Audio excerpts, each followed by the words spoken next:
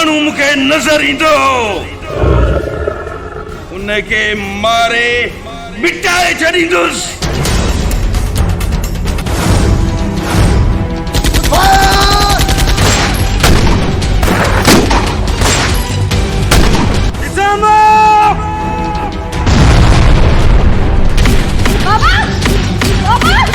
तुझे जबान खान जी एड़ी तेरी बच्चे बच्चे के मारी दोस्त, बच्चे बच्चे के मारी दोस्त बाबा। मां उन्हन बिनी जलाज इन हवे के मथा टकी दस।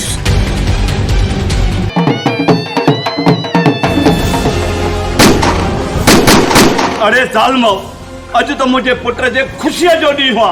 सिकंदर अचे या उन जो मानू अचे मारे उनके हिते खणी अचो। इन सिकंदर जो लाश तुझे कदमन में उछलाईंदुस। यो शेर शेर बुद्धि असा जा कन्ने पची यान। संगता मुका के क्या मिले ओ बेवफा सोचता दुश्मन के लाके क्या मिले ओ बेवफा सोचता। सिकंदर पाण के कानून जे हवाले करे छे। पंहिंजे दुश्मनन खे चूंडे चूंडे मारींदासीं। असां खां उहे ॾींहं कीअं विसरंदा? उहे पलांद करण त आया आहियूं। छो जो मुंशी मरी वञे पर कूड़ न ॻाल्हाईंदो। बाबा अॼु मां मदरसे न वञा। छो पुट कहिड़ी ख़ुशी में मदरसे ॾे न वेंदे? मूंखे बि मारे छॾिया न मां हिन जी छा कंदमि? अॼु बचे त न जाए। मां पंहिंजे मां खे तुझे लाश जो तोहफ़ो ॾींदुमि। भौंक बंद कर दे। सुना त पैर पट ये तो कुत्ते जो मौत मरंदे। मावाली डबले ता मुके उनजी कब्र दसो। मां ता उनी का उनजी कब्र खोटी उनी का पैसा दो। उतो वठो ए मुझे घर में छा तो करे? पैकेज पियो कयां। उलाला वो तो मां कह दे मुझे किसी भी मां किसी का न तो कर सका मोबाइल मुके पहुंची दे। बाबले इने को मोबाइल तो वठी दी निया। हां सुनी की मोबाइल मां वठी ॾिनी आहे। अरे जने साल मरी वई त का पारे वारी गाए चयो त असा तू जो ज़ाला आयो रे। मां गिट्टी में के लंगड़ी न छुडस। चयो ही था गिट्टी पर आई या कोठले पी जी पलैया। चारो कान उमर कान तो बीती पई चारो कान ना पड़ी आनी। मुझे खबर हो जाता पिता तो कपन नहीं न। इश्क दी मंजिल आशिक जाने। इश्क दी मंजिल आशिक जाने। ए वेस वगे नहीं सर मंगदा। ए वेस वगे नहीं सर मंगदा। इश्क सदाई सिर मंगदा।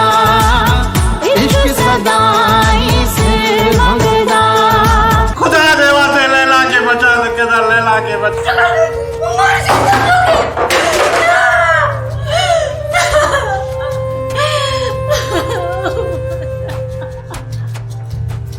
मुझी तक किस्मत ही खराब हुई। हिकड़ो पुट अखिन को नाबीन थियो पियो लोफर थियो। चाचा रहमू माखे हाणे तुंहिंजो धी जो रिश्तो न खपे। आशिक तू हो ही लालची बेवफा मुझे पसंद भी न हुयो बाबा। तुझी जुरत कीअं थी जो मुझे नंगन में दीद विधी थी? शेर खान असांजे मामले में तू नच।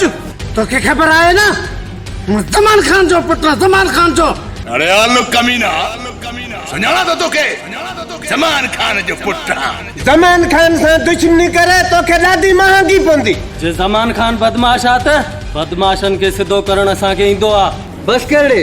शेर खान जे साम्हूं भी वात तो हणे ॾिया न वात वारी गोली। मां के ते एहसान नाहे कयो। मां पंहिंजो प्लान पूरो कयम। दिलबर अज तुझी दिलबरी कढी छॾींदुस। मैडम हाणे ये समझ तो शेर 10 साल जेल में छुटो। शेर मां तोखे आज़ाद तो कयां। ज़मान खान जी ज़ाल आई हुई उन तोखे खून बख्श करे छॾियो। ज़मान जे पुटन वांगे हाणे हिननि जो बंदोबस्त करणो पवंदो। तोखे मारणो है न त मूंखे मार।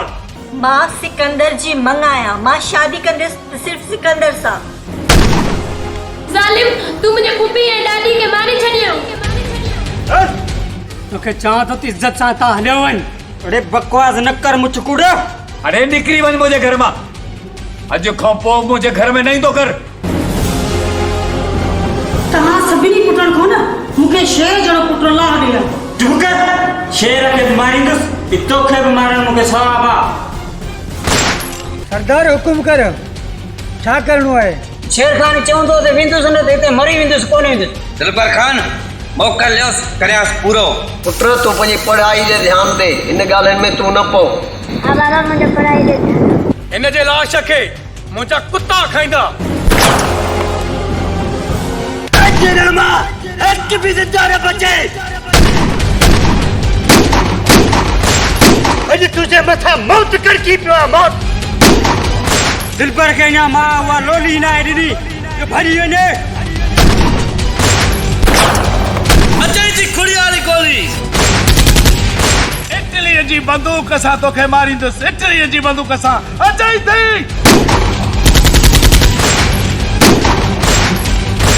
उछारी अर्जुन।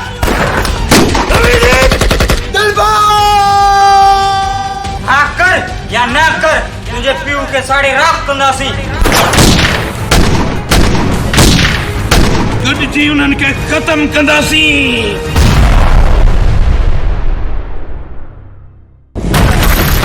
लाला सिकंदर खान वीडियो स्टूडियो शिकारपुर।